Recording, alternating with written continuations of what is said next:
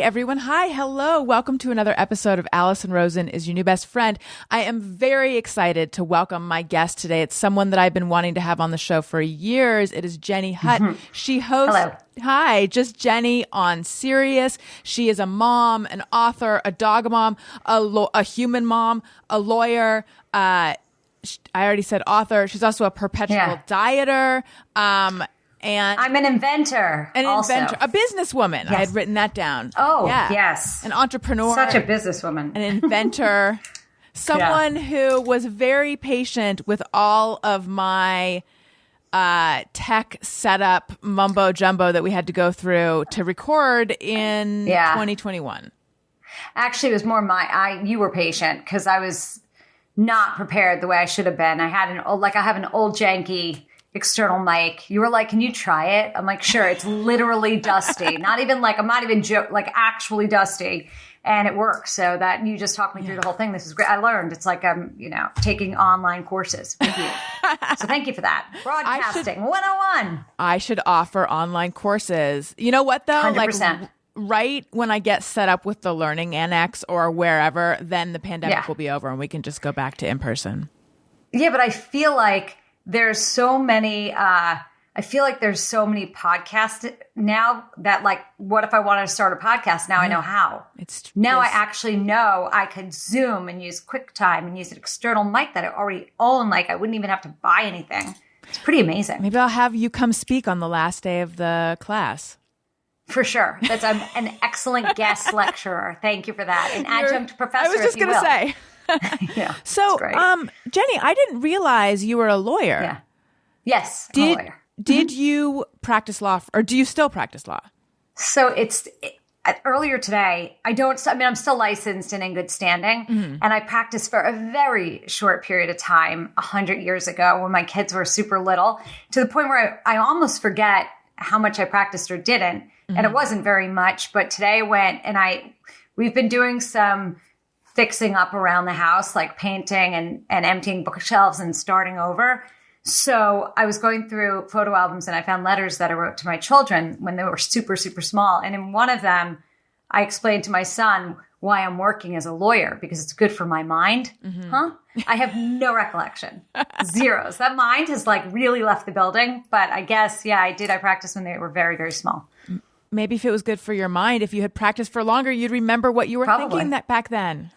Yeah, so I wouldn't have an atrophied brain. But I'm turning 51, so it's pretty much how it should be. I think at this point in a female's life, your brain starts to go a little bit bananas. Yes. How are you feeling about the pandemic and being home, and how's all that affected you?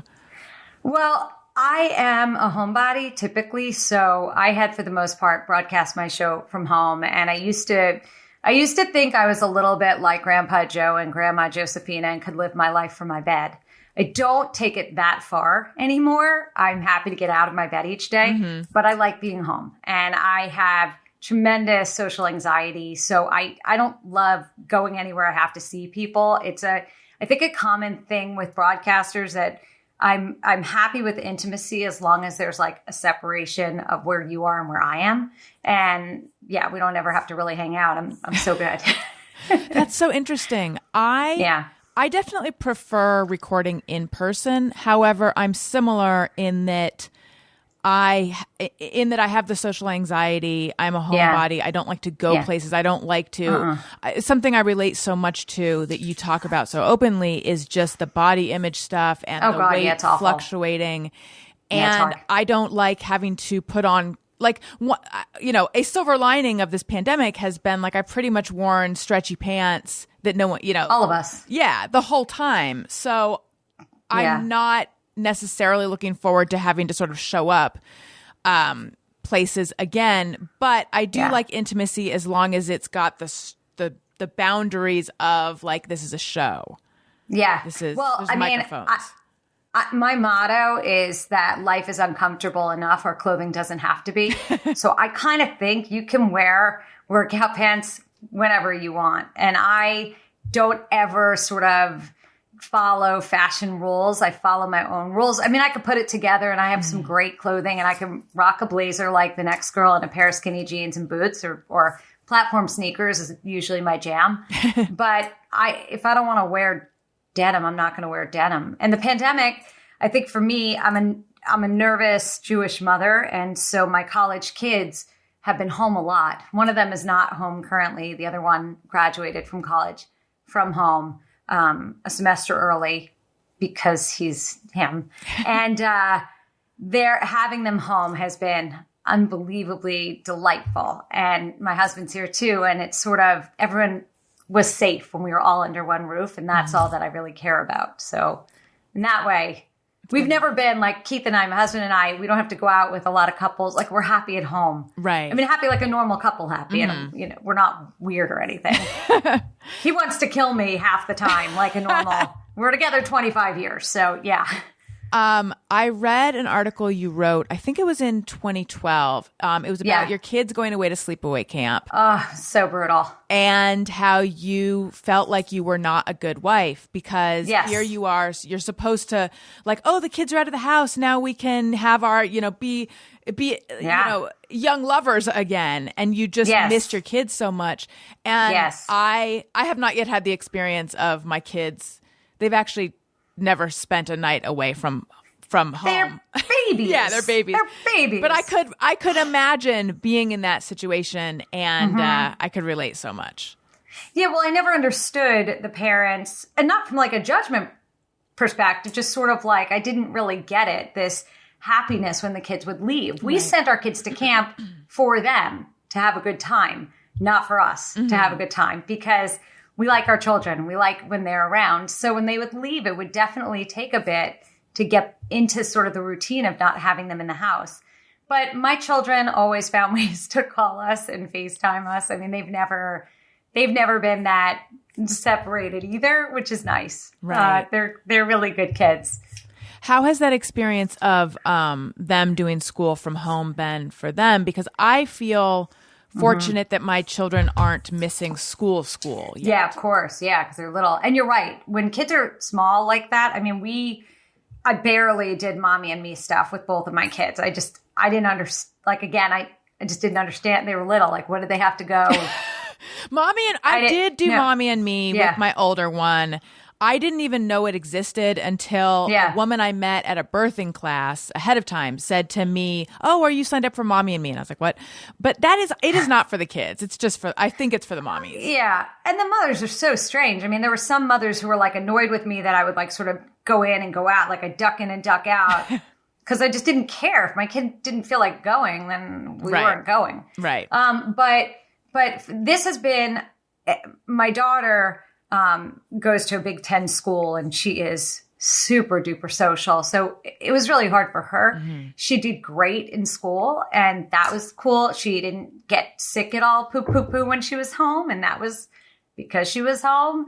And for my son, it was actually a big relief for me because he's such a hard worker and the kind of kid that would not sleep for days on end because he wanted to finish early because he didn't want to waste another semester here. He was like, what's the point if I'm not going to be at school? So he was busy writing his thesis and taking like all the credits he had to take to graduate early, and truly had just like 10 or 12 days where he didn't sleep. I mean, it was awful to witness, but I felt like he had 3 hots in a cot because he was here. And that made me feel much better, even though I barely saw him. I said one more parenting question. I host a parenting-ish podcast called Childish with Greg Fitzsimmons, and we get into more of that stuff over there. But I am wondering now.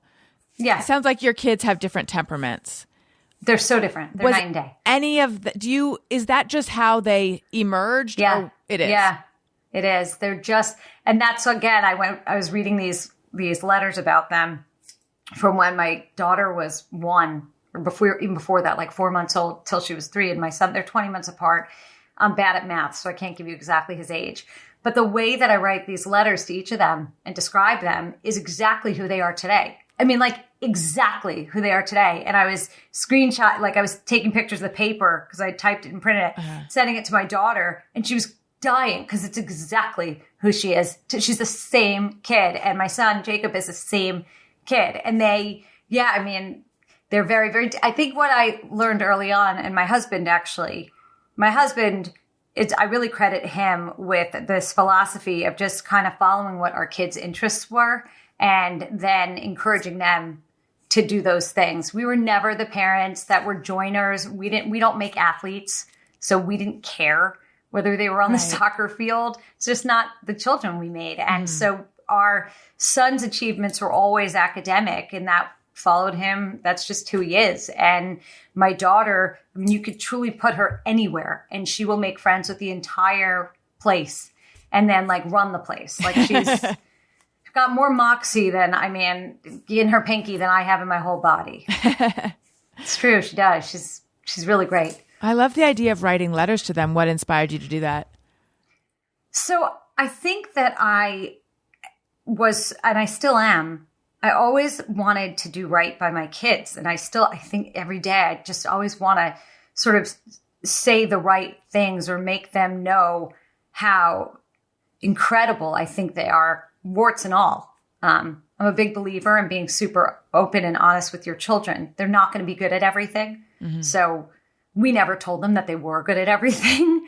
We would kind of just focus on the things they were good at. And if they had some sort of deficit somewhere, then you kind of say, okay, well, do you care about it or not? And if they don't really care about it, then what are you wasting your time? My daughter was never going to be a gymnast. She had no lift. And I mean, it was just not even, her best friend at the time was like actually college, like could be a college level gymnast at like 6. And Raquel could barely do a cartwheel. And like Jacob could play ball like any other kid, but he was never going to be like he was never going to college for basketball. Right. Not even kind of, but he was absurdly smart. So it was, and that he loved learning. So we sort of geared to that. So the letters, I think in part, it was this idea that I knew I wouldn't remember everything. And I also wanted them to know just how much we were thinking while we were raising them. Because every parent, we make mistakes. You just hope you don't make the same ones your parents make. Mm-hmm. I love that. Every parent makes mistakes. Did you write multiple letters to them? So there's a stack of it was over 2 or 3 years. There's maybe every other month or a birthday. It was that kind of thing. Mm-hmm. And I just typed them out. I guess I must have felt inspired to write. I mean, they're funny. They're funny to look back on them now, 20 years later, 19 years later, 18 years later. And I'm like, I cannot, it's weird. That's such a good idea. I'm totally going to do this, I say. You do it. It's nice to do for them. It's, and then you stop and it's okay. I mean, I stop when they're 4 and 5, I think, or 3 and 4. But I actually remember their personalities after. And I kind of think they have some of their first memories after. And if I look at the timeline of where I started really working full time when my daughter was almost 5. Mm-hmm. So that's when I think my time to do it probably shifted too. And working full time, was that lawyering or was that no hosting? That was right. So that was when I went to assist my father when he was working with Martha Stewart. And then I met Martha's daughter and she asked me to do a radio show with her. So that was my first sort of full-time job while being a mom. Mm-hmm. And it was wild because I really was my dad's executive assistant for about 6 months. And then I ditched him to do the show. And then that turned into a bunch of shows in our book. And that was great until it ended. Mm-hmm. And then I started doing my own show. I was really lucky that Sirius XM hired me. I think it was off air for like 2 weeks for Christmas vacation and then had my own show. Mm-hmm. And did you have aspirations of being a radio personality before? No, I mean... No. I think I always wanted to use my voice from the time I was a kid. And I don't even mean use my voice like to be prolific or to sort of have something to say. No, it was purely like play with the instrument. Like I loved calling into radio shows and doing voices, not like animated voices, but like stupid Valley Girl voices, like just as a teenager. And I didn't care about winning any contests. I just wanted to get on air. So it was that kind of stuff. And then I had a very short time of wanting to be an actress and zero really not meant to be an actress. I wanted to be a Disney princess because I can sing. I still think I should be a Disney princess because I can sing. But that road is very long and windy, so that didn't happen. Which one would you want to be? Ariel. Okay. I mean, I assumed because of the hair, but I didn't want to like put you in a box if you feel that you're more someone else. I'm not. I'm Ariel. But the thing is with her, now as a grown-up, I look back and I'm like, it was terrible. She's like 16 and giving up her voice to be with a boy. I mean, it's all bad. So I have to rethink my position. Right. Maybe they should come up with a new one for you. Yeah, I guess. Probably. I think they should have a sort of older, tragic princess queen. So I don't know. But I will say that at one point, like once I had met my husband and I was getting married and then we got married and then we got pregnant. Hate when people say we got pregnant because he didn't get pregnant. I got pregnant. It was like 8 months after we got married that I realized I was pregnant. And at that point, I don't think I wanted to do anything where there was even a chance that anyone would know me. Or I got so nervous about having kids and someone trying to take them, which was completely irrational. But like in New York City, which is where we lived at the time, if your kid's in a stroller, like people will walk up and touch your baby. And I mean, back then. Right. And that just creeped me out. So I was like, let's just put everybody in a box and like protect them. So it wasn't until they were 4 and 5 or like 4 and 5.5 that I really started working. And were you friends with Martha Stewart's daughter, or did she kind of just pluck you out of? She kind of plucked me. We became friends. I mean, that we'd become friends when I was working for my father there. But then she sort of asked me to do a show with her, and then we became good friends. And then we weren't. Yeah, what? I don't know. I usually beforehand say to someone, "Is there anything you don't want to talk about?" And I forgot to do there's that. Something. Yeah, all of it was sort of public. I mean, there wasn't really anything that happened. It wasn't like there was a fight or like a massive falling out. I think Alexis was just done, and so then it was done, and that kind of goes with who she is. So I'm much more of a lifer. Like if we're friends, we're probably friends forever. I don't throw away phone numbers. I have an absurd database. I have very few estrangements in my life. I mean, death will cause an estrangement for me, but beyond that, I tend to not go that route. But she didn't want to be my friend anymore or work with me anymore. And so that's okay. And so then you were off air for 2 weeks. Yeah. And then you came back with your own show. And that was Just Jenny, the one that you still do. You do 5 days a week, right? Yeah. And that started in 2012. I mean, literally, I finished our show together. She quit in June. I was on air doing our show for 6 months. And then I got fired from Martha's company, which broadcast through Sirius XM in December. And then by January 1 or January 5th, whatever, I launched Just Jenny. Yeah, in 2012. And why did you? 5 days a week. What happened getting fired from Martha's company? Well, I was doing a show with her daughter, and her daughter wasn't doing the show anymore. So it didn't really make sense. Right. What would I? It didn't make sense for me to do that show there anymore. Yeah. And we had a lot of shows. We had Whatever Martha, where we made fun of Martha Stewart. It was like Mystery Science 3000. It was great. That was on TV. And she was a producer on that, right? Yeah. And then we had another show, Whatever You're Wrong, which was adorable. Then we had a talk show too on television. We did a lot in 5.5 years. And I pretty much learned how to broadcast like on the job training. It was great. Did you like having a TV show? So I really, it was okay. I mean, TV's hard. There was a year that I co-hosted Dr. Drew, also on HLN, and I would do other sort of like per diem work with different shows. And it's very hard television because if you're insecure like I am, I mean, I'm fine talking anywhere, but I'm so painfully insecure that it was like, do I look ugly? Do I look old? There's always someone younger and prettier and cooler. And I've never been cool anyway. But so I think you're cool. Being in my head was what was my tough. And then when Dr. Drew ended for me, I really lost a lot of fight. Like I would go and do these per diem things, or I'd go and I'd do a segment on the talk or whatever. But I just felt like I'm working so hard for what? Like for what? And I didn't really care about it. And when you don't really care about it in the TV business, you can't do it anymore. You just can't do it because it's too much of a fight. When you say working hard for what, do you mean like because you felt like it wasn't heading anywhere, or like because even if it were heading somewhere, you don't want that?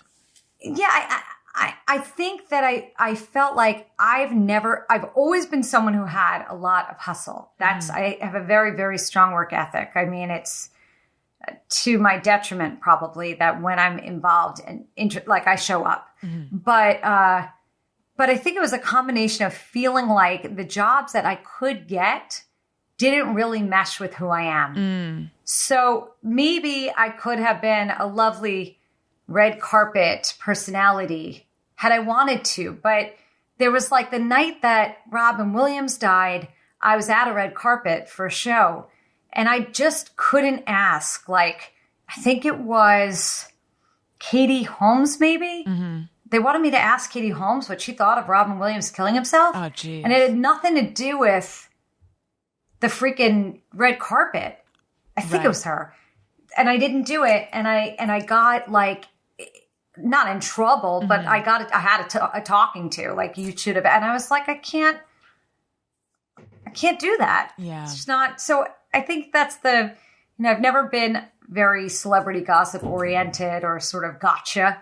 I kind of want to know who you are and stuff about you rather than try to get you somehow. Right. Yes. I sometimes, because I have a journalism background, and sometimes I wonder, it's actually like a new thing that I've started wondering, that sort of killer journalism gotcha instinct, is that a sociopathic thing? And is that because I don't have that, is that why I didn't go as far in that field? I don't think, no. Honestly, Alison, I think you have to know what both your sort of your core is and your North Star and what guides you. So I've never been one to want to make someone uncomfortable. Having said that, I have plenty of conversations on my show with people that are incredibly revealing. And vulnerability is something that I find beautiful.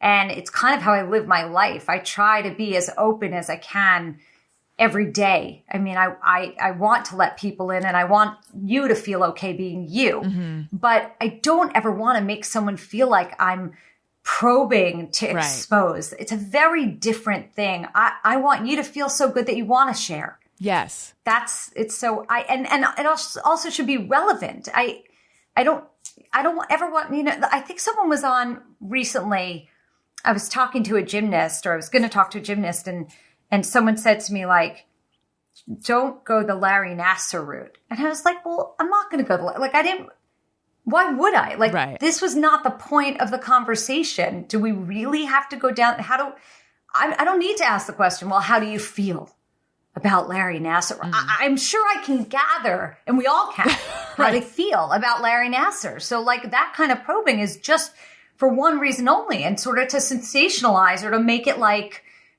it's just not who I am. So how does it work having a 5-day-a-week show? What kind of prep do you do? Do you choose the guests, or do they get pitched to you? How does it work? It's a combination. I mean, I've been doing the show for over 15 years. That's amazing. Which is crazy when I think about it. So sometimes there are people that I'm dying to talk to, and I'll book them. Those people are usually like doctors and scientists, or like really cool legal minds, or someone who's created something extraordinary, or real people. I happen to enjoy getting to know just people. If it's somebody famous, of course, we have a talent department and they can broker stuff. And then I know a lot of people because I've been doing this for a long time. So I've got really good relationships. And so it's really a combination. But I have an incredible team at Sirius XM. What was your childhood like? Magical, like everybody else's. Right? It was ideal, perfect. Yeah. Oh my God, so perfect. There were things about my childhood that were really probably cool, and then things about my childhood that were normal, like everybody else's, I think. So you have been very open about your you even have a day of the week where you talk about Wait Wednesdays. Wait Wednesday. Right? Yeah, love Wait Wednesday. It's the best day. So can you tell... So good. I am like a little... So I used to listen to your show in the car all the time. And since I haven't been in the car, I feel like there's a Jenny Hutt shaped hole in my life. I need to fix this. I need my Weight Wednesdays. Well, Weight Wednesdays are good. Yeah, I mean, I've always struggled with my body. I was not raised in a household with body positivity, which I think is more common than not in my generation. And so my weight always went up and down growing up. Always. I'd be 10 pounds up, I'd be 10 pounds down. And I sort of felt like my mom was happier with me when I was thinner than she was when I was heavier. And then I got married. And after I met my husband, I probably gained, 30 pounds after I started having kids, and I just didn't lose it. And then it all sort of goes to get like, I don't even know which year is which year exactly or what like my highest weight was. But then my mother got sick in 2007, late 2007, and she had pancreatic cancer. So she passed away July of 2008. And after she died, I think that I was very overweight. And I think I'd probably gained weight during her illness, probably, but I wasn't getting on the scale. And I had gone to a cardiologist because when your mother dies and she's just she's 65 and she was thin and she was otherwise healthy, and it was just weird and tragic for me, though not tragic in the scope of, when you think of real tragedy, a mother is supposed to die before her child. She just died way too young for her. Like we thought she'd live till 95. It's still a huge loss. It was crushing. Yeah. It was awful. Yeah. And also we live next door to my mother. We were incredibly close. This is an enmeshed family that's didn't need cancer to bring us together. We were already very much together. So after she died, I had always had high cholesterol, like from the time I was a child, like 14 years old. Mm-hmm. So I changed cardiologists, and when he took my blood pressure, I was 38 or 39 when I went to him. I think I was 39 when I went to him, and he took my blood pressure, and he's like, I'm going to send you home with this monitor that's going to monitor your blood pressure for 24 hours because I think you have high blood pressure. And I said, no, I have white coat syndrome. I don't have high blood. My issue is cholesterol. Right. And he was like, I'm the cardiologist, and I think we're going to find that it's your pressure. Anyway, I had high blood pressure, and it was like stupid high. And he just said to me, look, we're not going to let heart disease be the thing that kills you. Like, I can stop that from happening. And I think that was sort of the first wake up call. And then I think that at the second wake up call was knowing that pancreatic cancer loves fat, loves obesity. And then the third was I was 39 years old, and I felt like there was this very short window where I might enjoy my life differently from how I was living it. And I would not ever know unless I gave myself the chance. And it was the first time in my life that I really looked at sort of my whole picture and decided that instead of hating myself, which I had done every other time I'd gone on a diet, like, it's that thing we do, like your ass is too big, or you're just gross, or you'll never wear a pair of jeans, or you'll never do that. You'll never be that. And I was like, you know what? I want to be here. Like, I want to be healthy. And so in my head, I didn't care about the numbers. I didn't care about fitting into a pair of pants. I really didn't care about what I looked like. It was really like, maybe I could just not be obese. If I could just not be obese, that's enough. Like, that's where I started. I had great nutrition people. I let them weigh me backwards. I mean, I was really, because I didn't want to see it. I didn't want to hear it until I was ready to face my numbers. And I think it took me like a year, maybe a little more, maybe a year and a half to lose about 70 pounds. And that's really how it, and I did every single diet you could possibly do because everything was boring. You'd do low carb, and then I'd get nauseated looking at chicken. And then I stopped eating chicken, and then I went low fat. It was like and ultimately it's calorie counting. It's Weight Watchers, MyFitnessPal. I use those. And every day of my life, I track what I eat. Some days I do it much more specifically than others and accurately than others. I weigh myself every day. And that I've had to learn to look at the scale as just information. It's just data. And I always exercised, but then for like 2 years, I stopped. I was like, I'm not going to really work out a lot. I didn't want to deal with it because I hated exercise like with a passion. but I did it because I had to. Mm-hmm. And then about a little more than a year ago, I changed my philosophy on that. And I have to say, more than anything I've ever done, that changed my life. So now, and how did you? I love exercise. How did you do that? So exercise was always punitive for me my whole life. And I think because like I was always picked last in gym to be on someone's team because I was slow. I mean, slow. Still am. And this is my story too. Yeah, no, but for real. And I can't do a full push-up, and I never felt like I was never competitive athletically because I sucked. So like I didn't care if I lost at tennis because I wasn't going to win. So why even put forth the effort? Right. None of it was fun. Moving wasn't fun. Moving was drudgery to the point where I also felt like, why did I have to exercise? Why didn't anyone else have to? Why was I fat? I mean, it was so convoluted and mixed up with sort of my upbringing. I mean, my mother took me to the Golden Door Spa when I was 10 years old. Like, what kid really wants to go to the Golden Door at 10? Like, it was all it felt awful. Is the Golden Door a weight loss spa? Yeah. So, it was like a California trendy, whatever. And so, but I think that I felt like, oh, you eat ice cream, you have to exercise. It just all was never about joy. Like, you can't be a dancer because you don't have a dancer's body, but I love dancing. Like, it was just awful. So about a year or so ago, I have anxiety like everybody else, even pre-pandemic. So I will not credit the pandemic.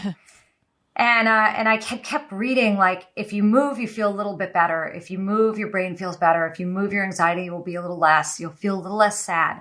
And I think this perimenopausal being at the time I was turning 50, I think that I was like, okay, I'm just going to try it. It was like a very similar thing to when I lost weight. I was like, I'm just going to move a little bit every day. Like, I don't care what I do. I don't care if I sweat. I don't care about my heart rate. I'm just going to move a little bit every day. And so for like a month, I did that.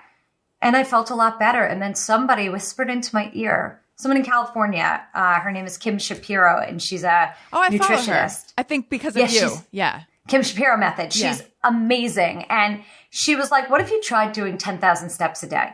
And she'd been on my show and she'd like sort of hinted it and mentioned it. And I was like, okay, I could do that. I'm going to try it. And the minute I gave that to myself as a goal, like without any rules surrounding it, just get 10,000 steps a day. I wear an Apple Watch or I have my iPhone. And it didn't matter if I did it all at once. Didn't matter if like how slowly I walked. It like freed me. And I saw how easy it was to get 10,000 steps. And when you start to move on a daily basis and it's a non-negotiable, I don't sweat every single day. I sweat a lot of days, but every single day I get 10,000 steps for maybe 14 months at this point, or no, 13 months at this point. I have not missed a day. And my brain feels completely different. And now like I crave movement. I crave exercise. And I hashtag movement every day because look, if that could happen to me, it could happen to anybody. Cause I used to cry. I used to get on the treadmill and cry because it was that infuriating to have to do it. And now like I'm excited to get on my Peloton. Like I love it, which is so weird because it's completely not who I am or who I was. Yeah. How do you feel now about the girl that you used to be? And the reason I ask is because I like I'm sure there's so many listeners right now who are relating so intensely to your story. I am one of them, relating so intensely, and just the like when when my weight was up, I was not okay, but when it was down, I was a good girl. And I don't even this was never said explicitly, but it was like, of course not. You just sort of soak up. You just know. My therapist mentioned, I don't know, when I was still seeing her in person, something about my parents' love or their approval being conditional. And I was like, no, that's not true. It was it took me a while to like come around to realize the way in which I had interpreted it to be conditional, because I always thought, no, it was unconditional. But anyway, yeah. So like, I'm a good girl when I'm thin, and I am bad when I'm fat, and all of that. And there, you hear so much in culture about like having compassion for yourself. And I struggle with that though. Yeah. So a couple things. I think losing my mother took away the judge and the jury of that. in a sense. And I believe it was subconscious because when she was here, we were really good. Mm-hmm. And when she died, somehow I lost 70 pounds. So there is, that's not a coincidence. Right. So that can't be a coincidence. I miss her every single day. And it's sort of extra sad because she would have loved the fact that I'm not fat. So that would have just been for her. She would have been tickled. But I think when you go through that kind of loss and you grieve like that, everything kind of gets put in perspective. And so health for me really became way more important than what I look like. Mm-hmm. That's number one. Number two, with my kids, even when I was heavy, I had one goal. And that was that their weight would never eclipse their worth. It didn't matter if they were fat. Didn't matter if they were thin. They weren't any better than if they were fat. Like that was never going to be the thing. Now, have I screwed them up in other ways? Of course, many ways, but not there. Right. They can look at me and know that I'm cuckoo for Cocoa Puffs and they don't have to be. Mm-hmm. And it became somehow, I'm not religious at all, but I'm like, by the grace of God, somehow those kids are not really screwed up about their bodies more than any other kid in America, if you will. But of course I have days where I'm triggered or moments where I feel just disgusting or I look at my belly, which needs a tummy tuck, but I'm too scared I die on the table to do it. And I don't love I don't look at my body every day. I'm like, look at this. Like, let me just get naked. No, I mean, I have every issue that every other woman has, but I'm healthy, and I can walk for miles and I can breathe. And so I look at that and I think that's what really has to matter. I can put it together good enough. And again, it goes back to that TV thing we were talking about. I don't want to fight to be perfect because I'm never going to be perfect. I'm never going to be 20, never going to be 30 or 40. I'm only going to get older and I'm only going to get more craggly. So I better be okay with my old craggly self and the best me that I can be. And it sounds very kind of like empowering and whatever, body positivity and body spo. But it's not really that. It's just it's like a coping mechanism. I think we get to choose how we manage aging and coping and all those things. And I choose to look at the good stuff. Like I can put my head on the pillow and not really worry about the heart attack the way I once did. Also, you move more, you don't feel as racy. Like that stuff really makes a difference. Now, you said it's not a coincidence that you were able to lose the weight once you lost your mom. But what do you make of that? Like, was there something about were you rebelling against the judgment? Yeah, of course. I think that my mother used to say to me things like, I'm the only one who will tell you the truth. Mm-hmm. And you kind of learn as you get older, you unpack stuff. Now, I was really, really lucky that I was doing the radio show from 2005 till 2008, till my mother passed away. I learned so much about human nature and people and all the things that I thought were really, really, really weird about me weren't at all weird about me. Because the minute you start to talk to people on the radio and the listeners call in, we're all exactly the same. We just have different parents and different friends and different siblings and different children, but we're all the same. Right. And so that was incredibly freeing and vindicating because then I realized some of the stuff maybe my mother told me was her truth. And I think what happens with mothers and daughters especially is there's this almost inability to separate one from the other. Mm-hmm. We all do this. I catch myself with my daughter, seeing her do things that I did at her age and going no, don't text him. No, please don't.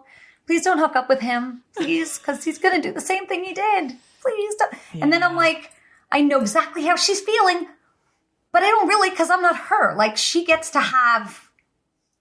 be her own person. Mm-hmm. And I think that my mother's generation, she wanted to protect me from all that was possibly bad. And fat was bad. And fat would have meant that maybe someone wouldn't want to marry me. And I mean, my husband loved my ass. My husband misses when my ass was bigger. He fell in love with me. He didn't care about, he thought that I was the height. The weight wasn't a thing for him. And I had sort of been given this bill of goods that somehow you had to be a size 0 to be sexy or lovable. And that and not that was said to me, but that was the implication. Message, and yeah. it just wasn't true. So I think when she died, a lot of the stuff that I had, even though we were in a good place and I wasn't really blaming her for my weight anymore, there's that subconscious that you can't, it's like you cut your nose to spite your face. I couldn't lose weight and be all that I could be, knowing subconsciously that it might make her happy because I was really angry. And I think I didn't recognize all that anger until she was already gone, which sucks because, again, I just miss her to the point where it's like, like what I would give to talk to her about all of it. Because I know she did the best that she could. Mm-hmm. It's that you get that kind of, like the compassion I give to her, I guess I'd hope you'd give to yourself. Like, we all do the best that we can. Right. And you created a company and named it after her. And I want to ask you about that in just one second. But first, I want to talk to you guys about BetterHelp. If you're having trouble meeting your goals or having difficulty with relationships or trouble sleeping, feeling stressed or depressed, BetterHelp is available, and BetterHelp offers online professional counselors who can listen and help. You simply fill out a questionnaire to assess your needs, and BetterHelp will match you with your own licensed professional therapist. You can start communicating in under 48 hours. That is great because I know a lot of people have talked about the difficulty of finding good therapy right now because people are booked. BetterHelp, they will get you to the right person. And also you can, if you feel like it's not a good match, you can request a new therapist, no additional cost. They will get you to the right person. You are not committed. BetterHelp counselors have a broad range of expertise, which is great. The service is available for clients worldwide, and you don't have to sit in an awkward waiting room. Again, it's more affordable than traditional offline counseling, and financial aid is available. This podcast is sponsored by BetterHelp, and ariynbf listeners, that's you guys, Alison Rosen, your best friend listeners, get 10% off your first month at betterhelp.com/bestfriend. Visit BetterHelp. That's betterhelp.com/bestfriend, betterhelp.com/bestfriend, and join the over 1 million people who have taken charge of their mental health with the help of an experienced BetterHelp professional. Okay, let's talk about your invention. BunnyEyez. I saw on your pinned tweet, it's Hoda, right? Hoda. Demonstrating them. Yeah. I love that. She's the coolest. Yeah. She is. So that happened. That happened because I had given her a pair at work at Sirius XM. I saw her in the hallway, and we just launched. We'd launched like 2 days before, and I was like, "Oh my God, Hoda, we're like similarly aged. Like, do you want a pair of reading glasses? Do you wear readers? We were the same power." I threw my bag of glasses on the floor on the hallway at Sirius XM. How gross is that? And I'm like, "What do you want?" She took a couple pairs. I showed her how they worked. She freaked out. And I was like, I'm so glad you like them. And that was it. That was it. I figured maybe she'd go on social media and say something, and we're friends. Like, I know I love her. She's like the nicest person in the whole world. But then she went on the Today Show and talked about them for like a week straight. It was so insane that I didn't even know how to process the emotions I had after because it was such an incredibly kind thing for her to do. But I guess that's what people, I guess you have relationships with people, and if they like what you're doing, then they support, you hope that they support, but it was above and beyond. And she is one of the nicest people I've ever met. Oh, she's just a lovely lady, always has been just an incredibly kind woman. She's just that is just who she is. Oh, that's great. So that's just Hoda. She's everything you think she is and more. She's self-deprecating. She's warm. She's just great. So so the invention, right? So the things that matter.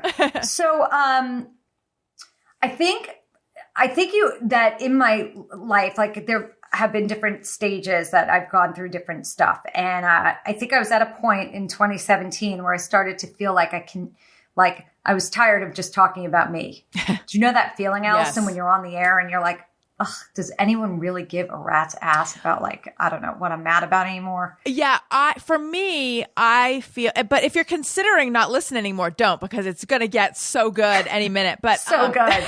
No, I just feel like, oh my God, it's different shit, but it's the same shit. Right. My own shit. So that was it. Yes. So something in me was feeling really frustrated with being me. Mm-hmm. And I think because of that, I got an idea in my belly. And that's never happened to me my whole life. I don't invent things. I don't do physics. Like, I don't create like that. No. But I had perfect vision until I was 44 years old. Same. And then, all of a sudden I went from perfect to blind. I can't read my phone. Yeah. Nothing. I'll send you BunnyEyez. I'll send you. Just tell me when you tell me your power, I'll send them to you. I would love that. And I also couldn't blow my own hair. Now, the pandemic has taught me a few things. I can now do my own hair. It looks good, and that's life-changing. But I use the Revlon All-in-One. It's the best. I've heard so much about this. It's amazing. But I would get my hair blown or I'd get my hair colored because I'm gray. And every time I would be so frustrated because I couldn't read at the same time because I felt like the color wouldn't get on my hair if it was getting on my eyeglasses. Right. So all that was on the market at the time were like the little ones that clipped on your nose. They were very ugly.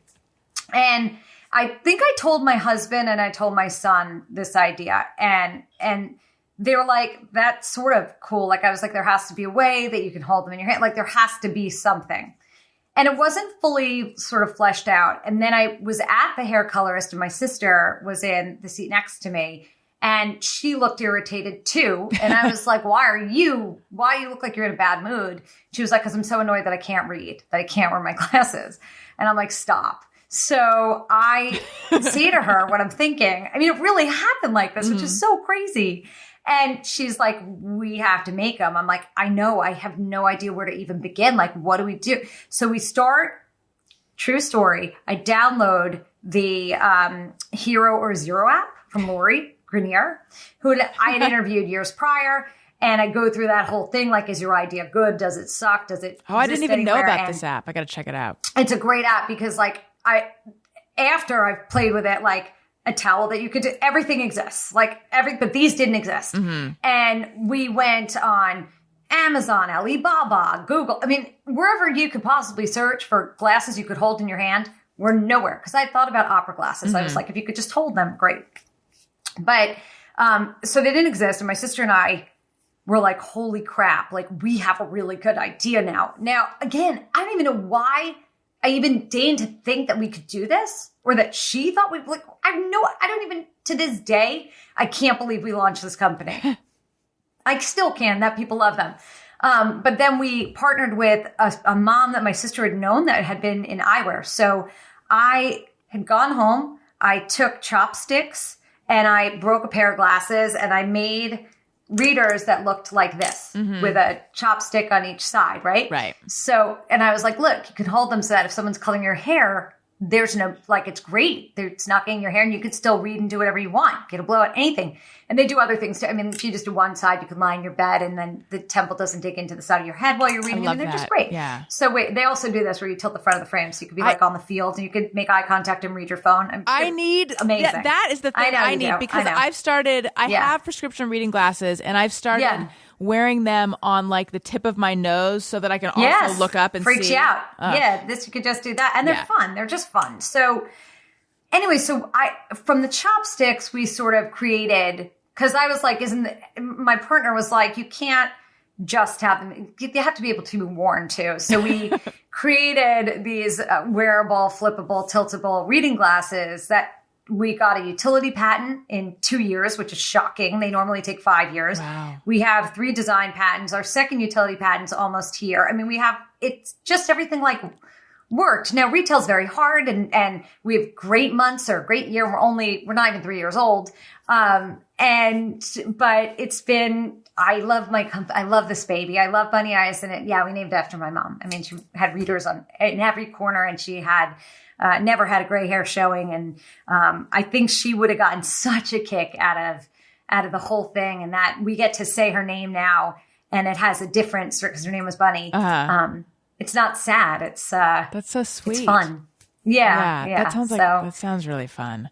Also my whole life, I would like show off how good my vision was with like driving. Same. With of course. I would be able to read a street sign super far away, and then I loved everyone would be like, "Oh my god, you can read that? Yes, I can. You're amazing." That's what I know. And then you go blind. Looking for my whole life, and then all of a sudden, just because of age, and now it is just each day I feel like I'm looking through like Vaseline even more. Don't like it. And it gets worse and worse and worse. It's just awful. Do you need glasses for distance as well? Yeah, I mean, now it started, like, if I drive at dusk, things aren't great. And we're going to launch optical soon. It's like everything that we've needed, we've created because they're the only glasses I wear at this point because I love them, and every style, like, I know I made them. So we need to have prescriptions. So we're making those. Those are next, and they're higher end and they're cool. And Can we go back to weight for a sec? Sure. Do you get pushback from people who have opinions about you talking about dieting, weight, all that stuff? The diet culture people who get mad? Yeah, because when I talk about weight on my show as well, and so my story, overweight up and down, but mostly overweight my whole life, and then managed to get it off and keep it off for a long time. I look back at how thin I was then, and I think, like, but I didn't feel good then, and I wasn't happy then. But now I would be so satisfied with that, I think. So we're all like that, yeah. But then when I gained a lot of weight with both of my kids. Normal. Like a lot. And I got it off. It came off relatively easily after Elliot as my first. And then my second one, I'm like, I'm just going to gain what they recommend. And then I gained even more and then now I'm in the process of getting that off. And it is so hard. It's so hard. But anyway, I'm more accepting of it now. Yeah, you should be. But when I talked about the issues that were coming up for me when I was gaining weight, when I was pregnant, I had people who did not, I mean, most people, were supportive, but then I had people who in my iTunes comments, they left some negative comments just saying that they couldn't listen anymore. It was too triggering, blah, blah, blah, blah. Like, then don't listen. Yeah. The trigger comment, I've had people unfollow me because they're triggered by my body stuff, and they send me a note telling me they've unfollowed me because they're triggered. And I'm like, okay, then don't follow me. Right. I don't believe that anybody else needs to be a specific size. I don't care what size you are. I don't care how much you weigh. I think that you're beautiful and amazing and perfect, no matter your jeans, your dress, your muumuu. I don't care. For my body, for me, I have to be a certain size. For me, it's life or death. For me, it's cancer. It's my heart. It's my blood pressure. And I know from my body type that I cannot be overweight and be healthy at the same time. There are plenty of people who can. I'm just not one of those people. And I think that when I'm overweight, the cortisol increases in my body. And again, I can't handle that. That doesn't work for my body chemistry. So for me, it's really a health-oriented decision that I make each day to try to take the best care of myself that I can. I'm flawed, like everybody. I mean, I have a jar of chocolate tahini on my freaking desk, and some days that's all I eat, and I eat gummy bears. But I'm mindful of everything that I put in my mouth, and I weigh myself every day because I also know I'm unreliable. And if I don't follow my prescription for me, I will gain 30 pounds, and I can't afford to do that. So diet culture, diet schmulture, I don't really care about any of it. I'm just going to do what works for me and works for my body.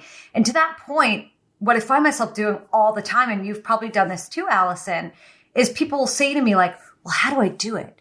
What do you do every day? Like, what do you eat? And how much do you exercise? And how long are you on the treadmill for? And what speed do you go? And how many Peloton rides do you? And I'm like, dude, like, don't do what I do. You find what works for you and just keep doing it because it's boring as fuck to work out and to eat right and to do it on a consistent day-to-day basis. It is not sexy. It is a habit. And I'm not even motivated to do it. I do it just because it's what I do. And the minute we try to emulate somebody else's behavior because we think somehow they have the key, you're already going down the wrong road. Like, you just have to figure out what's going to work for you. It's probably not going to be exactly the same thing as me. Yeah, are there some things? Sure. Move every day. Eat as best you can. Maybe pay attention to how many calories.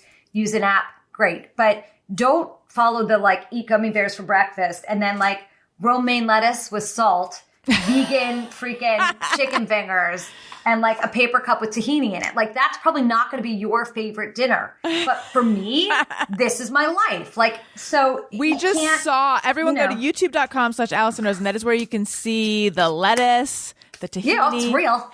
Yeah, it's all real. I mean, it's not even, so that's what I say about that. I think that when people are triggered, it's because whatever you've said is really being taken by them to be about them. And it's not. It's just like when trolls come and they say to you, Alison, like, I hate you and you're a loser and nobody should be your, nobody should like you. Well, then they probably don't like themselves. And some of you said, like, it's projection. It's never really about you and it's not about me. So that's how I feel about that. Right.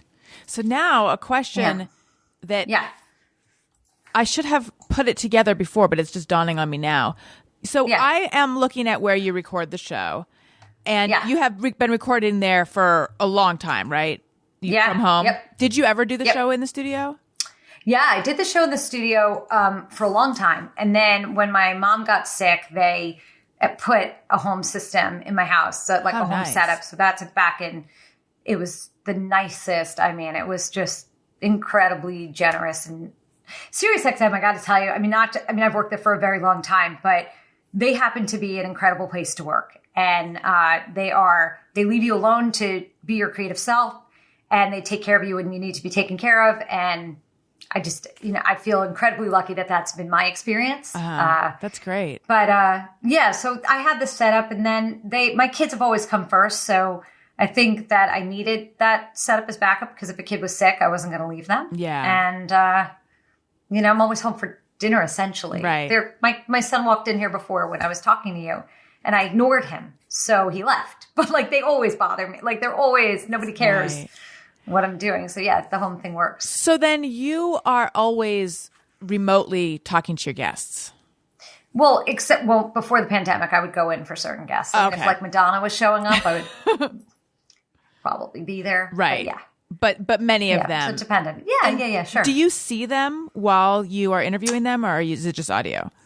It was audio, but now it would be, and sometimes it was Skype. Mm-hmm. It was very crude it was very crude a year ago, which is so crazy. I know. So crazy how Zoom was not what any of us did. I know. I remember. It's life-changing. I remember when it became clear that we were going to be needing to do this for the show, there was this question of like, okay, are we going to use Zoom? Are we going to use Google Hangouts? Are we going to use Skype? And then somehow everyone decided that like there is only Zoom. We just only do Zoom. But I mean, it's easy. It works pretty well. It's great. Yeah, it's great. Yeah. Oh, and I also wanted to ask you, because I am such a Jenny Hutt fan. I watch your stories. I know about the Hutt Mutts. So funny. And I know that love my dogs. I did my eyelids. Yeah. Yes, I want to ask about that, but I have to tell you, because I just mentioned all the stories. I remember the first story I watched of yours where I'm like, oh, I definitely want to watch your stories all the time. And it was many years ago. You were in a deli and you were buying diet tuna fish salad. And I was like, I didn't even know they have that. And for some reason, I remember that detail. So it was diet egg white salad. It was diet chicken salad or diet egg white salad. Something like that. But I was like, I didn't even know it comes that way. It does. It does. Indeed, it does. Yeah. So anyway, the upper eyelids. Yeah. What was that experience like? So I get Botox. I've gotten Botox on and off since I was 35, but regularly from the time probably I was 40. Mm-hmm. I mean, and as I said, I'm turning 51. But that was all I did, was Botox in my forehead and like on the side of my eyes. And that's all I've done cosmetics wise. And I've always said, like, if I wanted filler, I'd do it. I just am afraid and I haven't done it, whatever. For about 2 years, I was obsessed with doing my upper eyelids because after I'd lost a lot of weight, I didn't feel like I had bedroom eyes. Like I had 4 lids on 2 eyes. Like my eyelids needed a circumcision. Like it was time. And I was afraid and I couldn't find the right doctor and I didn't want to look weird. And and then I found, my sister actually found my doctor. I love him. His name is Anthony LaBruna and he's like he's off of Madison Avenue and Park Avenue in New York City, super fancy. And I went for a consultation with him. And this was right before we were launching BunnyEyez. And I was like, I'm going to be talking about eyes and glasses and showing my eyes. And I hate how I look. Like my eyelids were so heavy. It looked like I was chronically tired. Mm-hmm. And I went to him and I got in the chair and I was like, I'm here now. So since I'm here and I'm telling you I want to do my eyes, do you think we should do my face? Do you think we should do a neck lift, a chin lift, a this lift, a that lift? Should we fix this? Should we do? And he was like, no. He was like, first of all, he was like, this is in 2018. He said, no, and you're crazy. Like, he was like, I would never take someone who's done nothing and like do the work, redo their whole face. Right. Yeah, because he said, I will take the excess skin from your eyelids. You were going to be so happy. He said, I'm not even going to lift your brow. I'm literally taking the excess skin. You're going to be thrilled. You're not going to believe what a difference it makes. And then I got him to agree to like laser my skin to do like resurfacing while I was under so that I wouldn't have pain from the laser. I'm not really sure what that did. I'm about to start like a chemo cream treatment to get rid of like precancerous age spots or something at home. But this changed. I mean, it changed my face. It changed my confidence. I looked awake.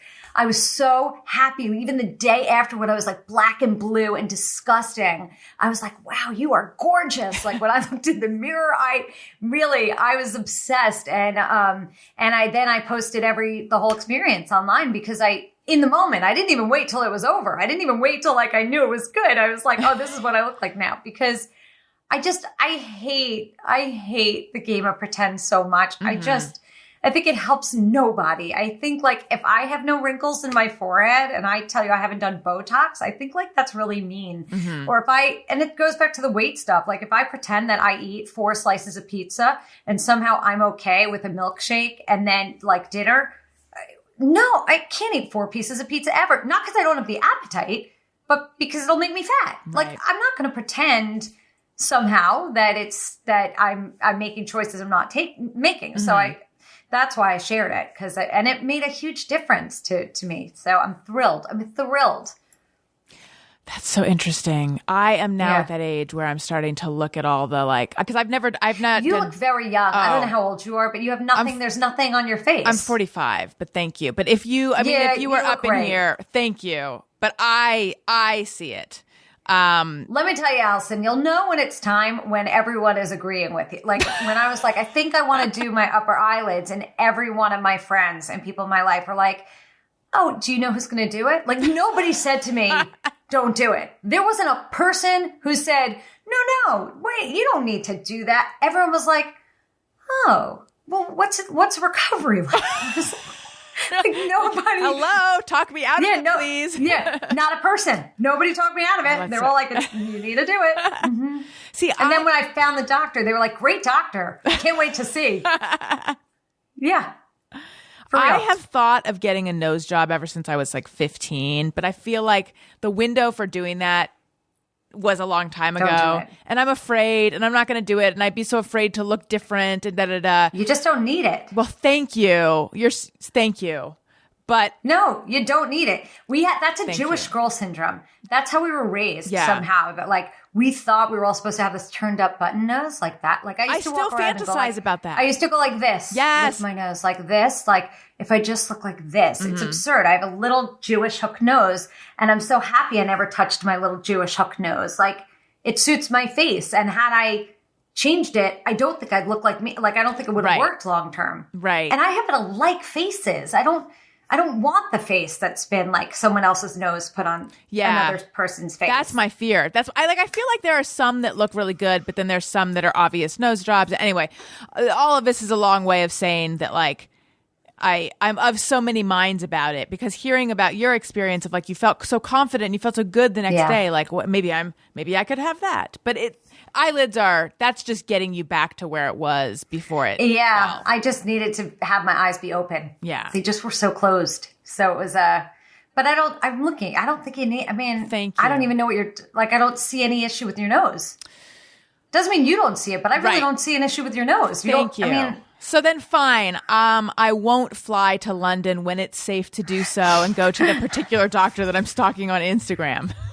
That's so, I don't even, how you even find that? Wow. Because when I go to my Instagram Explore page, it is just dentistry and noses. Because I need to redo my teeth. I have porcelain laminates from 1942, and I just can't pony up the bucks to do it. That's my fantasy. Started following Lauren Lapkus posted about celebrity dentist. It's called I think it's called Celeb Dentistry or something. This account, and I started following them, and then it was like pretty fascinating. And so now, the algorithm just shows you what you look at. Yeah. So apparently, all I look at are like teeth, that like threads that people put in their face, which freaks me out, and noses. And so anyway, that's how I found this guy in London. So funny. And I'm following this account that's like rhinoplasty journey with me. And anyway. Wow. Yeah. I need to come up with some kind of invention to distract my mind from this particular doctor. Yes, you do. You need to because you need to fill your feed with puppies. Yes. I have puppies, food, and diamonds is pretty much my feed. Oh, that's good. I think I had around the time I got married, I had more diamond type stuff, but I love things that sparkle. I am going to let you go, but first I need to know, how are the Hutt mutts? So cute. Oh, I love those dogs. 4 or They're 5? Great. 5. So Hazel is over 16 years old. She's 16 years, your 2 months. Standard poodle, right? She is, and she is not doing as great as I'd like her to do, but she's 16. I gotta let her live her life. Yeah. It's a long life. So obviously she's still here, and I'm thrilled. She eats, she sleeps, she pees, she poops. We're good. And then I have Harriet, who is a nervous wreck. She's our first rescue. I love her. She's 5. She's really nuts. Then there's Harper, our second rescue, who is 3 and change. And then, no, she's 4. Harper just turned 4, I think. Is that possible? Yes. And then Harley is going to be 3. No, Harley's going to be 4. I can't math. Told you, can't do it. And then the baby Henrietta, who I was like bullied into getting, is my baby. Who bullied you? Well, so my rescues are from North Shore Animal League America, and they're the greatest organization. And so I first rescued Harriet. And then I don't know why we then got Harper, but what I know is that when we met, we were told about Harper. She was sick. They're all really cute. They're at the Hutt Mutts on Instagram, and I'm the worst Instagrammer with the dogs. I suck. But she lost all her hair. She was teeny tiny. She had chronic stomach issues. She had fleas. And we went to see her, and my husband had picked her up. She was wrapped in a towel, and she kissed his nose. Aww. And he was like, we'll take her home. And we rehabilitated her, and literally all her hair fell out. And now it had come back. She's like the fluffiest, whitest, prettiest. She looks like a harp seal. She's the most beautiful dog. And so I think we rehabilitated her.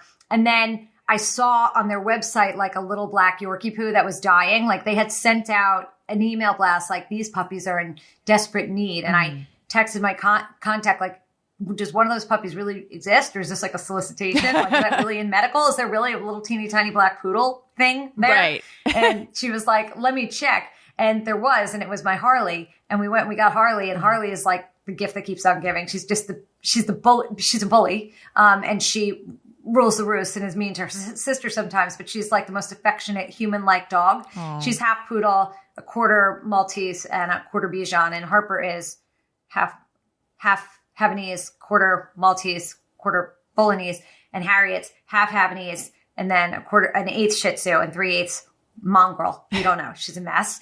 And then the baby, my contact there sent me a text one day and was like, I have your 4th rescue. And I said, I don't want a 4th rescue. Right. And she said, but this puppy came from a puppy mill, and she's a teeny tiny red poodle. Oh. And she's yours, and you want her. And I said, I don't, and I'm not taking her, but I will find her a home. I'll go. She said, come to meet her. So I went to see her, and I think I was so closed off because I was like, I can't do this again. I can't have another puppy. I'm finally sleeping like babies. I'm finally sleeping through the night. Everyone's sleeping. They all sleep in our bed. I can't do this, but I'll find her a home. And she was so sweet, and she was so quiet. So I tried to find her a home, and someone went to see her and then was like, I want a bigger dog. Someone else went to see her and just didn't want a deal. Now at this point, she wasn't really eating much, and they weren't sure they could spay her. So she wasn't ready to be anywhere. 2 days later, they spay her without telling me, because she's not my dog, by the way, why I'm so invested. I don't know. Right. They spay her. And I find out that she is like about to go in the general population. This is a span of 10 days. Mm-hmm. She's about to go into Gen Pop after she's been spayed. Now she's eating. Now she's healthy. And I said, I don't know that I can let you put her in like the general population. So like I didn't even tell Keith about her at this point because I kept it quiet because I knew if I mentioned it, we'd be on our way. So that day I mentioned it to Keith that there was this dog. And he said, well, let's just go see her. So we go to see her and they said, Jenny, you just want to foster her for 3 days and see how you feel? Mm-hmm.